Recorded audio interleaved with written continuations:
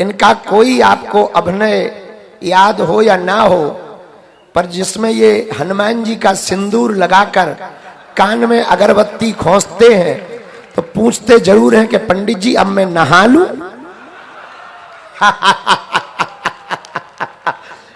वो हमें इसलिए याद है कि हम हनुमान जी वाले हैं, और उसमें ये हनुमान जी जैसे ही दिख रहे थे। तो ऊंचे पंडित का छोटा, ऊंचे टीला का छोटा पंडित, ऐसा कुछ है। जस्ट आपका 1 मिनट लेने के लिए कि मुझे आपने कहा कि मैं मनसुखा, मुझे पता नहीं बचपन से 2 चीजों की बहुत बड़ी गलतफहमी रहती है। एक मुझे ये गलतफहमी रहती है कि मेरी हाइट 105 फीट 2 इंच है। मुझे ये गलतफहमी जिंदगी भर बनी रहे, मैं इस पागलपंती को रखना चाहता हूं। मैं चाहता हूं आप भी रखो, क्योंकि 5 फीट 2 इंच मेरी हाइट है, और मेरे बचपन में मेरी अम्मा ने 50 बार मुझे गोद में रख के बोला मेरा लल्ला 100 फीट का है।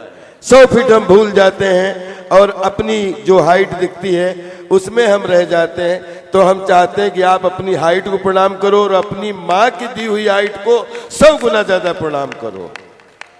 और दूसरी गलतफहमी है कि अब हमारे संत जाने कि सतयुग में क्या था, द्वापर में क्या था। हमने तो जो साहब लिखा है या पढ़ा है या सुना है या देखा है, हम उसी के अनुयायी हैं।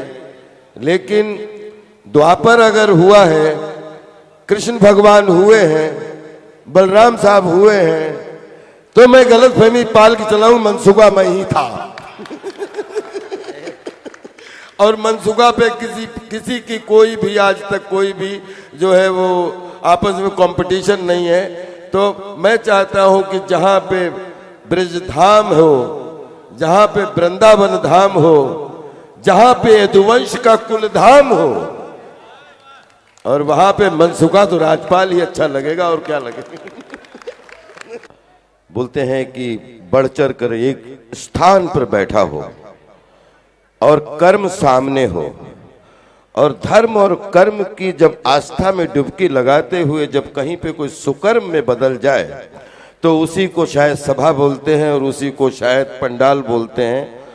मैं अपने परम पूजनीय गुरु जी श्री पंडित देव प्रभाकर जी शास्त्री जी पूर्व दद्दा जी के चरणों में शत शत नमन करते हुए, और हमारे कजिन कह सकते हैं आप अंग्रेजी में, जिनको आप जो उम्र में तो हमसे बहुत छोटे हैं, लेकिन धर्म के हुनर में जिनकी पताका जो है पूरे विश्व में आप लोगों ने तालियों के माध्यम से, कभी किसी नारे के माध्यम से, जिस उम्र में लोग जॉब खोजते हैं, जिस उम्र में लोग अपने लिए मोटिवेशन या अपने लिए सपने खोजते हैं, ऐसे हमारे परम पूज्य श्री धीरेन्द्र शास्त्री जी के चरणों में नमन करता हूं। और आप सबसे ताली बजा करके जितना सम्मान आप हमें देते हैं उससे 10 गुना तालियां बजाकर आप जो है शास्त्री जी के चरणों में दें। क्योंकि हम लोग बड़ी असमंजस की स्थिति में थे कि हमने बचपन से नारा सीखा है वसुधैव कुटुंबकम, सारा संसार एक परिवार, जिसमें हम बोलते हैं हमें बचपन से कुछ भी सिखाया गया, कलाकारी तो ईश्वर देता है, क्योंकि हम गंधर्व लोग हैं, हम शिव के कृपा पात्र लोग हैं। और जैसा इसका जब हमें गुरुजी से आदेश मिला कि, तो मुझे उसमें एक इतना अच्छा कोई भी आयोजन हो उसके पीछे एक बहुत प्यारा सा प्रयोजन मिला कि छुआछूत से बिल्कुल सब चीजों से दूर होकर अगर हम एक छत पर, जैसा कि आपने सुना होगा कि हम लोग शिवजी के मंदिर जाते हैं, और शिवजी के मंदिर में जब कोई भी आदमी घुसता है तो हमने एक बार वो वीडियो बनाकर भी हम 10 साल हम इस चीज का प्रश्न का मन में उत्तर खोजते रहे, हमें उत्तर नहीं मिला कि शिवजी को दुनिया का सबसे बड़ा निर्माण करता, जिसमें बोलते हैं जल वायु धरती आकाश सब कुछ। जहां पे आप अंदर जाते हैं आपको सीधे शिव के पास में बिल्कुल उनकी गले में लटके हुए एक नाग के रूप में आपको दिखाई देते हैं। उनके पास में बैठे हुए नंदी दिखाई देते हैं। पीछे माता जी बैठी होती हैं, शेर की सवारी पर बैठी हुई होती हैं।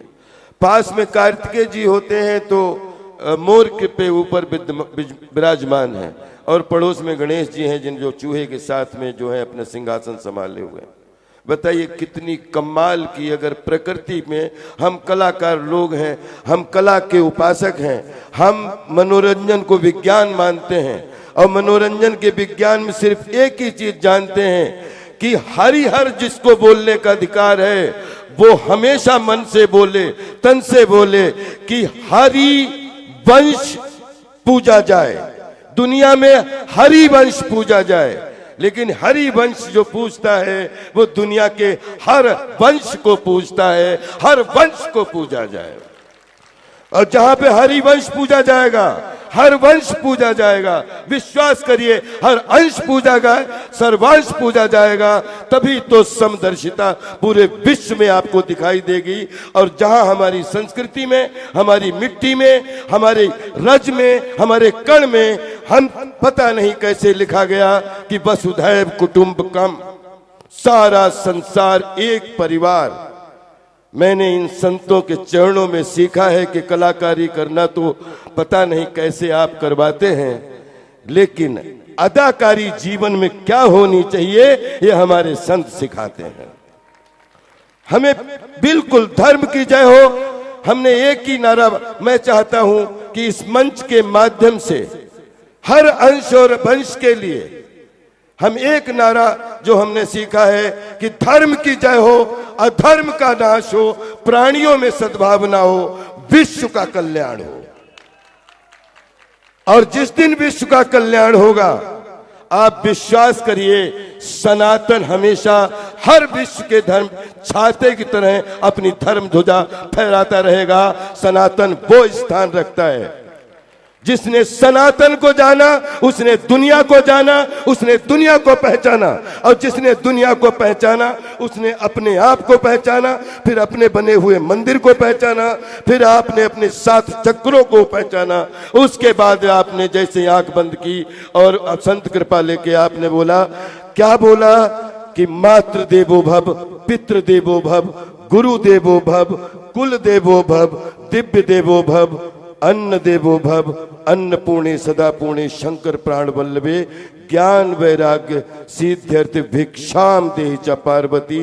हे ईश्वर, अगर हमारे मनोरंजन से लोगों के मन खुश हो जाते हैं तो हमारे भारत की मिट्टी से इतनी, क्योंकि हम जब भी पूजा करते हैं तो पूरे विश्व के लिए करते हैं। हमारे यहाँ कोई भी हवन हमने बचपन से नहीं देखा जिसमें बोलते हैं विश्व का कल्याण छिपा हुआ होता है। हमें अपने आप को पूरे विश्व को संभाल के चलना चाहिए, क्योंकि हम सनातन को बिलोंग करते हैं। हम आप सबके बीच में एक दूसरे को बिलोंग करते हैं, और हमने हमेशा लोगों के लिए अपने से ज्यादा सबको माना है, तभी तो सनातन सबसे पुराना है। दोस्तों, ये सनातन का छाता बना रहे, दुनिया पर सनातन की छाया बनी रहे, और आपके परम पूज्य शास्त्री जी, आज आपने हमारा हाथ पकड़ा, ये हाथ आपके लिए जीवन भर के लिए तैयार है। आप, हम जानते हैं, हमने बीच में बताना जरूरी है कि हमारे गुरुजी श्री दद्दा जी थे। हम बहुत बचपन से महाराज जी से मिले हुए थे, और महाराज जी के जो पूज्य गुरु जी हैं वो रामभद्राचार्य जी हैं, और रामभद्राचार्य जी और श्री पंडित देव प्रभाकर जी, शास्त्री जी, दद्दा जी, वो दोनों सहपाठी हैं। और हमारे दादा गुरु दोनों के श्री धर्म सम्राट स्वामी करपात्री जी महाराज हैं। और जब से हम इस परिवार में हम दीक्षित होने का हमें सौभाग्य मिला, आज मैं कह सकता हूं दोस्तों कि 200-250 फिल्में करने के बाद में कलाकार तो पता नहीं मैं कैसा होता, ऐसा ही होता, लेकिन आज जो कुछ भी पूरी दुनिया में आचरण सीखने का मौका मिला, व्यवहार सीखने का मौका मिला, संस्कार सीखने का मौका मिला, जीवन एक रंगमंच है, जीवन एक रंगमंच है, जीना मरना तो एक नाटकीय व्यवस्था है। हम कोई इसके व्यवस्थापक ना बने, हम तो केवल इसके पात्र हैं और सुपात्र। और उस किस तरीके से इस प्रकृति को सजाते हैं वो ये संत जानते हैं। जितना भी संतों का आशीर्वाद देश पर बना रहेगा, हमारा देश स्वस्थ रहेगा, मस्त रहेगा, व्यस्त रहेगा। और आप संत जहां पर अपने देश के लिए, हम सब आपके बच्चे हैं, 140 करोड़ बच्चे आपको नमन करते हैं। देश जिसमें विश्व गुरु बने, सुरक्षित रहे, हम सब आपके साथ हैं, मनोरंजन के रूप में, आप धर्म के रूप में, हम सब कर्म के रूप में। प्रणाम करता हूं आपको।